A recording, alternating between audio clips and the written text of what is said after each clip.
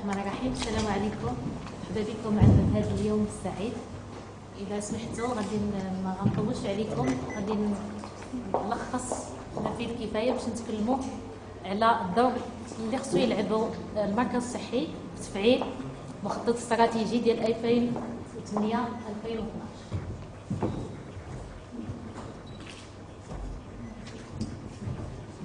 جميع الاطر الصحيه كانوا اطباء ولا ممرضين تعرفوا ان مخطط العمل ديال 2008 2012 فيه 10 ديال الاهداف، دونك 10 اوبجيكتيف، دونك 10 ديال الاهداف عندنا منهم 6 كي كونسيرن لو سونتر دو سونتي. دونك سور 10 اوبجيكتيف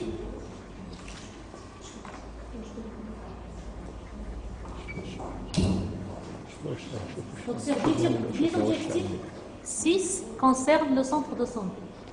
Le premier objectif, consolider les acquis des programmes de lutte et de prévention contre les maladies. تعرفوا أن المركز الصحي هو le pivot ديال le système de santé marocain, que ce soit concernant les programmes de lutte et de prévention contre les différentes maladies, que ce soit les maladies transmissibles ou les maladies non transmissibles. Pour le deuxième objectif, réduire la mortalité maternelle et la mortalité infantile. Tout le monde sait le rôle que joue le centre de santé, que ce soit le centre de santé au milieu urbain ou bien au milieu rural à travers la stratégie fixe ou la stratégie mobile, qui joue un rôle très très important dans la prévention et la prise en charge des maladies de la mère et de l'enfant. Le troisième objectif qui concerne l'accès aux soins pour les populations les plus vulnérables, les populations les rurales en particulier. تعرفوا أن المراكز الصحية متواجدة هي الستركتور اللي متواجدة أبعد المناطق، دونك هذا العمل اللي يقوم به سونتر سونتي في الميليو رورال تساعد على هذا l'accès aux soins. Donc le quatrième objectif, garantir une répartition équilibrée de leurs besoins, bien sûr, à travers une offre équitable entre le milieu urbain et le milieu rural. Réduire les coûts de soins, bien sûr, à travers toutes les activités de soins de santé primaire que le centre de santé offre, donc il intervient par là à réduire les coûts de santé. Et le sixième objectif, bien sûr, regagner la confiance du citoyen à travers des prestations de qualité et une approche de soins de santé primaire. Concernant les actions prévues dans le cadre du plan d'action 2008-2012, il y a différents axes, tout le monde les connaît, mais concernant le centre de santé, c'est surtout cet aspect de développement de l'offre de soins à travers un accès facile, suffisant et de qualité réparti sur l'ensemble du territoire national. Et là, l'action la plus importante concerne le dispositif relatif à la santé au milieu rural à travers le plan santé rural, qui est un plan qui est très ambitieux, qui vise à améliorer la santé des populations en milieu rural et vulnérable. Et en particulier les deux actions 46 et 48 qui concernent l'amélioration de la qualité de soins. Et là, bien sûr, le concours qualité intervient de façon très très pertinente pour améliorer la qualité de soins. Et la deuxième action 48 qui est le renforcement de la collaboration et de partenariat avec la communauté. Le troisième axe concerne la planification et la mise en œuvre des plans nationaux spécifiques. Bien sûr, ce sont les plans d'action phares du ministère de la Santé, à savoir le plan national d'accélération de la mortalité maternelle, le plan national de prévention et de lutte contre le cancer, les plans nationaux de lutte contre les maladies chroniques, le plan national d'accélération de la lutte contre la tuberculose et le plan de communication et d'information qui sont concernés par une attention particulière de la part du département de la santé, et que le centre de santé, bien sûr, joue un rôle primordial dans leur mise en œuvre et leur application sur le terrain. Le quatrième axe qui concerne le renforcement des dispositifs relatifs à la sécurité sanitaire, vous le savez tous, surtout les gens qui travaillent sur le terrain, que ne peut pas concevoir une veille sanitaire ou bien une surveillance épidémiologique efficace sans le rôle que jouent nos professionnels de santé au niveau des centres de santé, que ce soit au milieu urbain ou au milieu rural, grâce à la surveillance épidémiologique, au monitorage, à la prévention, à la prise en charge des maladies, en particulier des maladies transmissibles. Et comme dernier point, bien sûr, les différents programmes de prévention et de lutte, en particulier la santé mère-enfant, la santé scolaire universitaire, la lutte contre les maladies transmissibles, que ce soit les maladies parasitaires, les maladies, les infections sexuellement transmissibles, sida, la lèpre, hygiène des milieux, et il y a d'autres programmes que je ne cite pas ici pour ne pas être trop long.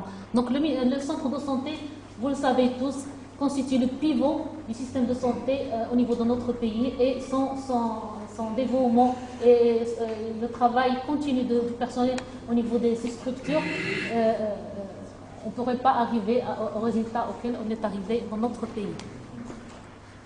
Donc, une petite définition du centre de santé, c'est une définition de l'OMS, c'est l'élément du système de santé du district dont la spécificité est d'être le point d'interaction entre le service de santé et la communauté. Vous le savez tous, le centre de santé, c'est la porte d'entrée du système de santé marocain, et le centre de santé, c'est le visage de notre département, donc il doit être...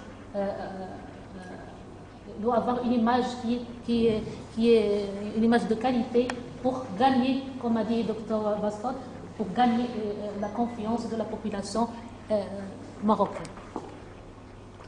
Donc, les rôles du centre de santé vis-à-vis de la population concernent premièrement la réponse aux demandes de soins, notamment les soins médicaux, les soins paramédicaux et les soins psychosociaux. La facilitation de l'accès aux soins, bien sûr, à travers le transfert sanitaire, le système d'orientation recours.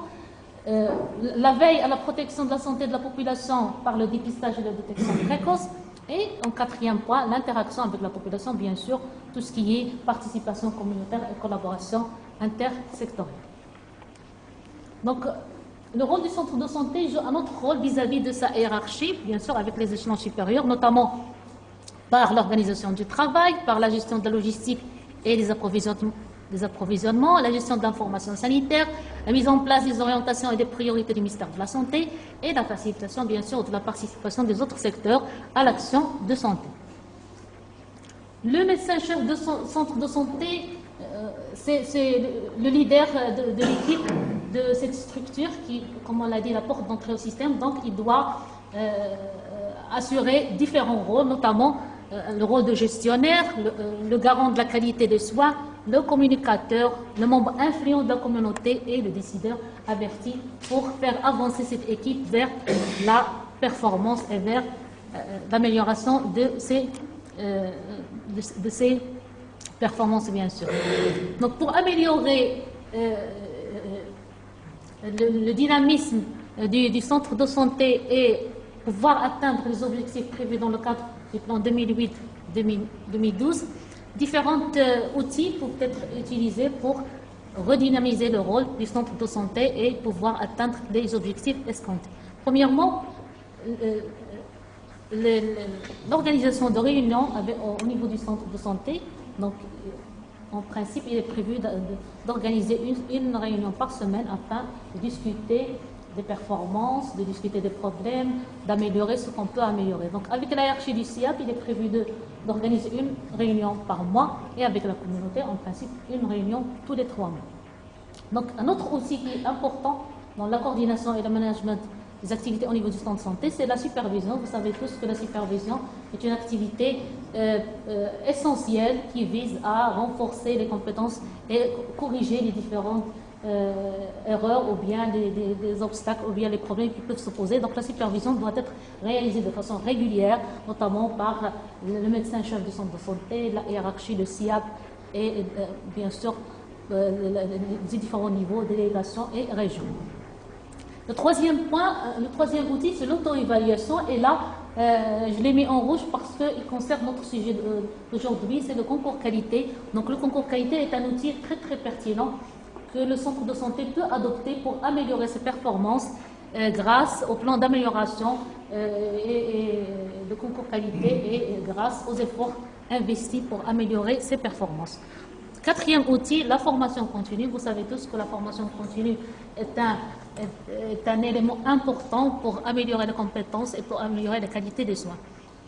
Le cinquième mécanisme, c'est le suivi des plans d'action de performance, bien sûr, à travers des réunions de coordination, que ce soit à l'échelle du SIAP, de la délégation et même au niveau régional.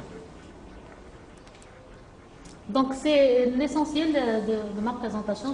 Je vous remercie pour votre attention et merci.